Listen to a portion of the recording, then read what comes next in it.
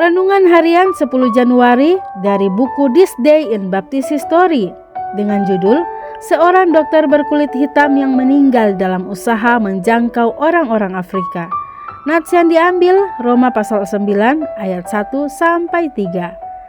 Di awal-awal masa mudanya, Lois Celestia Fleming telah mendengar kisah penawanan kakeknya di Afrika dan perbudakannya di Florida.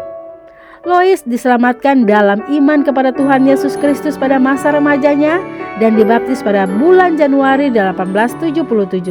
Sebagai seorang anak, Nona Fleming bermimpi untuk kembali kepada kaumnya, tetapi kini dia mulai merencanakan hidupnya dengan realitas itu dalam pikirannya. Ia mengejar pendidikan di Shaw University di Raleigh, North Carolina.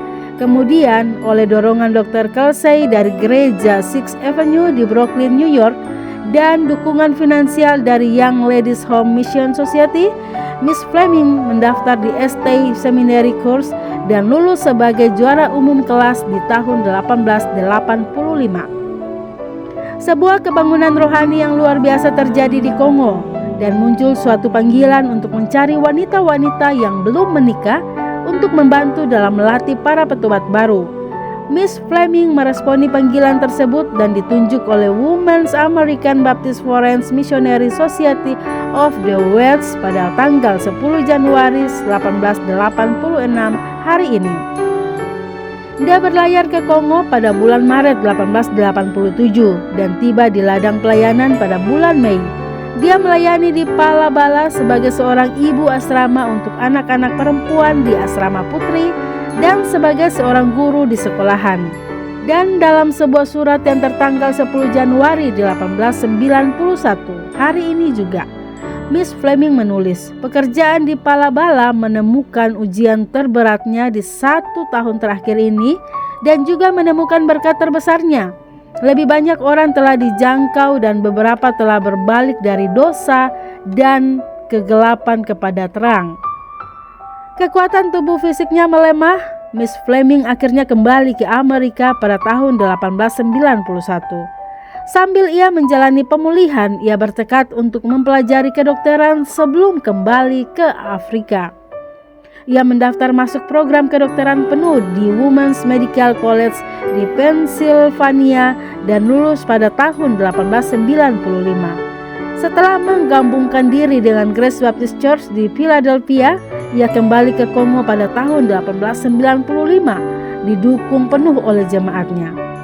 Kini melayani sebagai seorang misionaris dokter.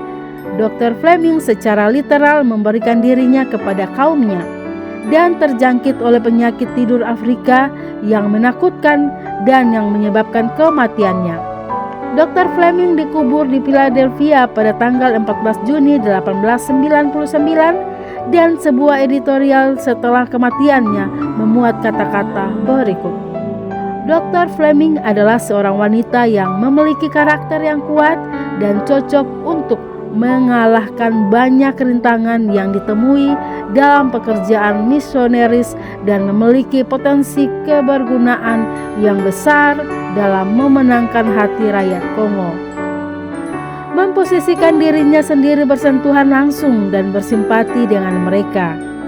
Betapa kita dapat mengharapkan semangat Miss Fleming dapat berlipat ganda di zaman kita, karena jawaban bagi ketidakadilan umat manusia masih tetap adalah Injil Tuhan kita, Yesus Kristus. Renungan tambahan Dr. Santoliau, poin pertama, mempersembahkan diri untuk melayani Tuhan sebagai misionaris menjangkau orang-orang yang jauh, hampir tak terjangkau adalah hal yang sangat indah di mata Tuhan.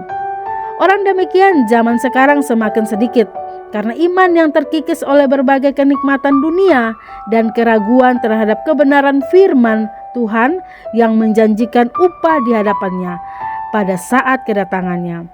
Sekarang telah tersedia bagiku mahkota kebenaran yang akan dikaruniakan kepadaku oleh Tuhan, Hakim yang adil pada harinya. Tetapi bukan hanya kepadaku, melainkan juga kepada semua orang yang merindukan kedatangannya.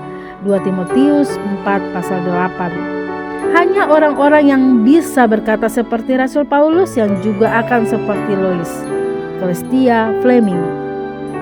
Poin kedua, Ada juga yang sangat giat, dan mereka justru dari para bidat. Mereka bergerak dari rumah ke rumah.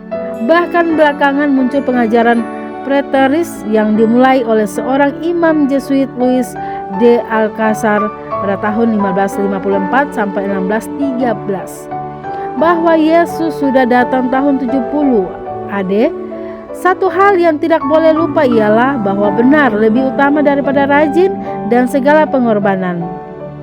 Sebab sekalipun seseorang mengorbankan hidupnya, menderita dan mati, namun jika ia di dalam iman yang doktrinnya salah, maka semua pengorbanannya akan sia-sia. Jika seseorang mengimani ajaran sesat, ia akan berakhir di neraka. Poin ketiga, Lois Celestia Fleming, seorang wanita hitam yang cerdas. Ia sangat mengasihi jiwa-jiwa di Afrika yang terhilang dan rela berkorban tinggalkan kenyamanan kota dan pergi ke Kongo. Jika tidak ada sorga dan jika tidak ada hidup yang kekal serta janji hadiah surgawi, maka dia adalah seorang bodoh yang patut dikasihani. Tetapi jika ada sorga dan neraka dan kemuliaan surgawi yang menanti orang-orang seperti Lois, maka dia adalah wanita yang bukan cuma cerdas, namun juga berhikmat. Dia sudah menikmati kemuliaan surgawi bersama Tuhan.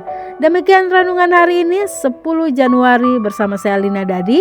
Tuhan Yesus menyertai dan Maranatha.